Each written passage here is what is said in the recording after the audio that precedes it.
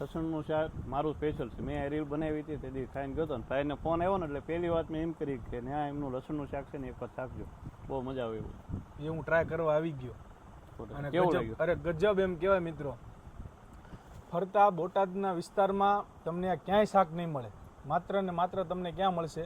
રામદેવ ઢાબામાં. અને આ શું છે? લસણ. હવે મિત્રો લસણ નાખ્યું છે, તમે જોઈ આટલા એરિયામાં છે ને મિત્રો, મારા ખ્યાલથી તો ક્યાંય શાક બનતું નથી ને આપણે ઓનર જોડે વાત કરીને એમને કીધું કે આટલા એરિયામાં તો ક્યાંય આ શાક. આજે અમે પહેલી વખત એક ઢાબાનો વિડીયો શૂટ કરી રહ્યા છીએ મિત્રો. આજે હું આવ્યો છું રામદેવ ઢાબામાં, જે સાળંગપુર હનુમાનજી મંદિરથી માત્ર 2 કિલોમીટરના અંતરે આવેલું છે. જે હું તમને ફૂલ એડ્રેસની વાત કરું તો સાળંગપુર અને બોટાદ હાઈવેના વચ્ચે એક સેંથળી ગામ આવેલું છે અને કેનલની એક્ઝેક્ટ બાજુમાં રામદેવ ઢાબા છે. લસણ અને કાજુનું જે શાક મળે છે ને મિત્રો, એ હું આજે ટેસ્ટ કરવા માટે આવ્યો છું અને એ હું તમને આ વિડીયોમાં પણ બતાવવાનો છું કે એ શાક કઈ રીતે તૈયાર થાય છે અને એની સિવાય પણ અહીંયા બીજું શું શું મળે છે ને એ પણ હું તમને બતાવીશ. મિત્રો અહીંયા છે ને તમે જોઈ શકો છો, આખું વાંસમાંથી તૈયાર કરેલું છે મિત્રો. તો અહીંયા છે ને તમે બેસશો ને તો પણ તમને બેસીને પણ એક આનંદ આવશે અને તમે જમતા હોય ને એની પણ એક અલગ મજા છે. મને મનીષભાઈ છે. મનીષભાઈ આપણે અહીંયા શું શું વસ્તુ મળે છે? આપણે અહીંયા ગુજરાતી મળે છે, Kathiyawadi, Punjabi, Chinese, south Indian. બરોબર. અને અમારું એનું ફેવરિટ શાક છે કાજુ લસણ, સ્પેશિયલ કાજુ લસણનું શાક છે. સ્પેશિયલ કાજુ લસણનું શાક. અને એક છે સ્પેશિયલ દૂધ કાજુ ગાંઠિયા. દૂધ કાજુ ગાંઠિયા. અને એક છે કાજુ ગાંઠિયા. અરે વાહ. આ ત્રણેય અમારા સ્પેશિયલ શાક છે જે અહીંયા માણસો ખાવા માટે આવતા હોય છે. બરોબર.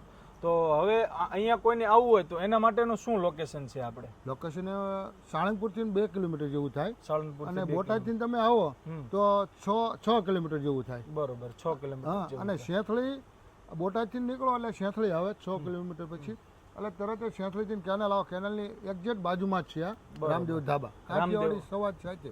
અને દરેક વસ્તુ રહીને એ શુદ્ધ સિંગ તેલમાં બનાવવામાં આવે. શું વાત છે! દરેક વસ્તુ ગમી ગ્રાહકને રસોડામાં ચેક કરવું હોય તો એ કરી શકે છે. અચ્છા, જો કોઈ પણ કસ્ટમર અહીંયા આવે તો એ અંદર જઈને પણ જોઈ શકે છે. ચોખ્ખાઈ અને તેલ દોનો વસ્તુ ચેક કરી શકે છે. શું વાત છે! હા. તો હવે આવો આપણે પણ મિત્રો અંદર જઈએ અને જોઈએ. હાજી મિત્રો, તો હવે છે ને આપણે તેલ આવી ગયું છે અને શું નાખ્યું છે આપણે? જીરું. અને આ શું છે? લસણ. હવે મિત્રો લસણ નાખ્યું છે, તમે જોઈ શકો છો. વાહ ભાઈ વાહ. એની ઉપરથી ડુંગળી, ટમેટા આવી ગયા ઉપરથી.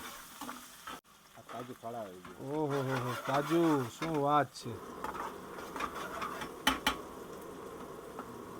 આ શું છે આપણે? લસણ આદુનો પેસ્ટ. અચ્છા, લસણ આદુની પેસ્ટ.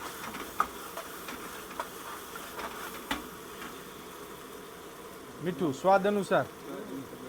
અને આ શું છે? અચ્છા, હા, હલ્દી, નમક, કાશ્મીરી મિરચી પાવડર અને આ તીખી મિરચી. વાહ, એટલે ટૂંકમાં 2 મિરચી આમાં આવે છે એમ ને? ઓકે. હવે મિત્રો છે ને શાકનો કલર પકડાણો છે.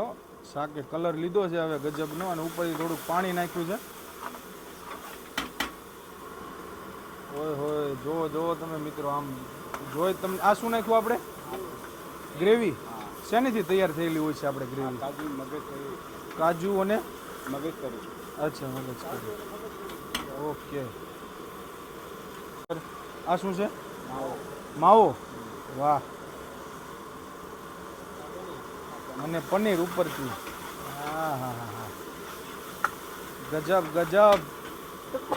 મિત્રો જો તમે આ વિડીયો જો અને ઉપરથી ધાણા જો મિત્રો, આ તમે વિડીયો જોશો ને એટલે તમને અહીંયા આવવાનું મન તો એક ફેરી ચોક્કસથી થશે. આ શું છે? કલર. ઓકે, થોડો. ઓકે.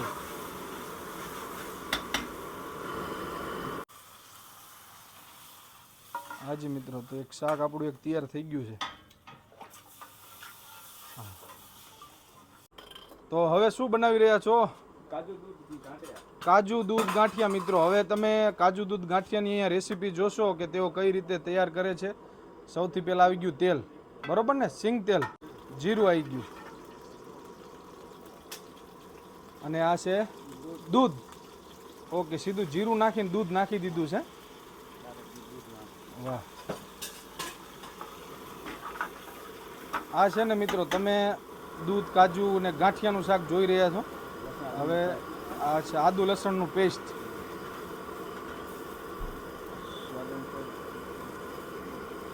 ને આ બરોબર હળદર, મીઠું અને આ પેલો કશ્મીરી અને આ તીખો મસાલો ને. ઓહો,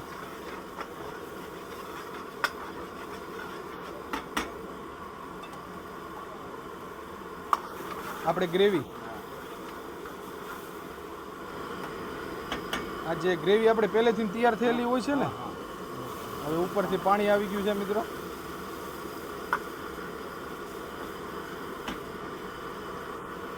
ચોક્કસથી કોમેન્ટ કરજો અને ઉપરથી ધાણા આવી ગયા છે કે ભાઈ તમે દૂધ કાજુ ગાંઠિયાનું શાક ખાધેલું છે ખરા. એ હવે આપણા બોટાદ આજુબાજુના વિસ્તારમાં કઈ જગ્યાએ મળે છે મારા ખ્યાલથી. અને કાજુ આવી ગયા અને આ ગાંઠિયા, કયા ગાંઠિયા છે? આ ભાવનગરી ગાંઠિયા.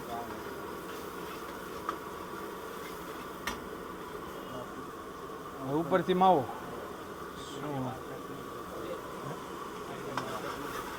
આટલા એરિયામાં છે ને મિત્રો, મારા ખ્યાલથી તો ક્યાંય શાક બનતું નથી. ને આપણે ઓનર જોડે વાત કરીને એમને કીધું કે આટલા એરિયામાં તો ક્યાંય આ શાક મળતું નથી. તો જો મિત્રો તમે પણ આ શાક ખાવાના શોખીન હોય ને તો પહોંચો રામદેવ ઢાબામાં. હું પણ હજી છે ને ટેસ્ટ કરવાનો છું અને હું આગળ તમને બતાવીશ કે ટેસ્ટ કેવો છે. તૈયાર?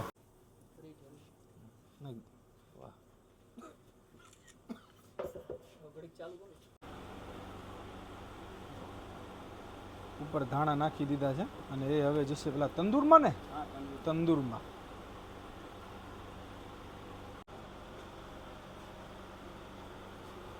વાહ, હવે આપણી તંદૂર અંદર જતી રહી છે. હવે એની ઉપર તમે જોઈ શકો છો અમૂલ બટર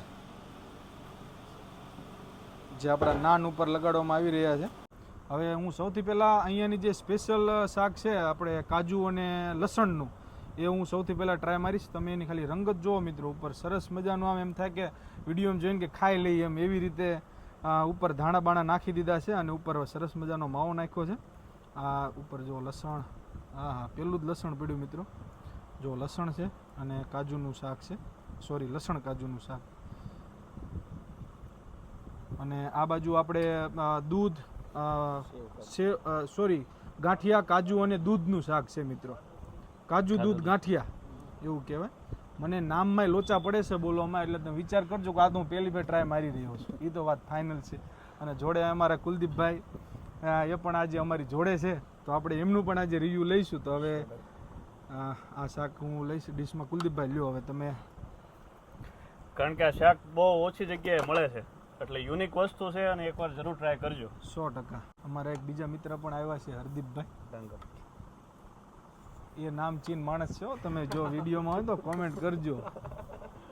હવે આ બાજુ હું હવે હું સૌથી પહેલાં કુલચા અરે તૈયાર ટ્રાય કરીશ. લસણ છે, કાજુ છે, લઈ લો. પહેલી બાઈટ.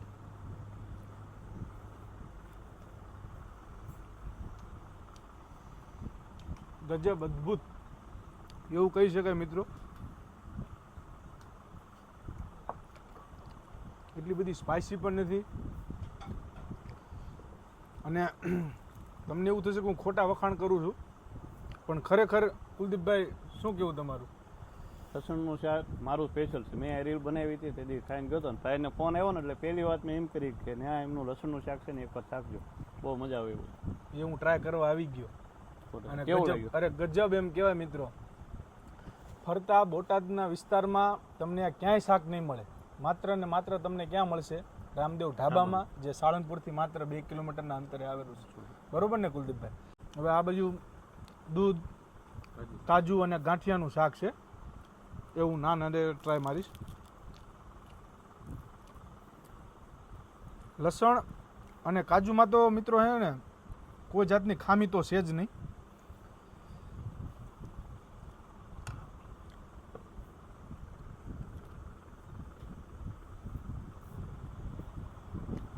આનો પણ એક અલગ એક ડિફરન્ટ સ્વાદ છે મિત્રો. એવું નથી કે ગ્રેવી બંનેમાં એક જ નાખી છે, બંનેમાં સ્વાદ એક છે એવું નથી, એવું નથી, અલગ ટેસ્ટ આવે. અલગ ટેસ્ટ છે એકદમ. જો તમે ખાઓ ને મિત્રો તો ખરેખર આમ મોજ આવી જાય એવું છે. આ કાજુ ગાંઠિયા ટ્રાય મારો, લ્યો ને મજા આવશે. અહીંયા છે ને મિત્રો ખાલી તંદૂરી રોટી કે નાન ને એવું ને, તમને અહીંયા રોટલી, રોટલા, ભાખરી એ પણ તમને અહીંયા મળી જશે, અને એ પણ ગરમા ગરમ દેશી ચૂલે બનેલા મિત્રો.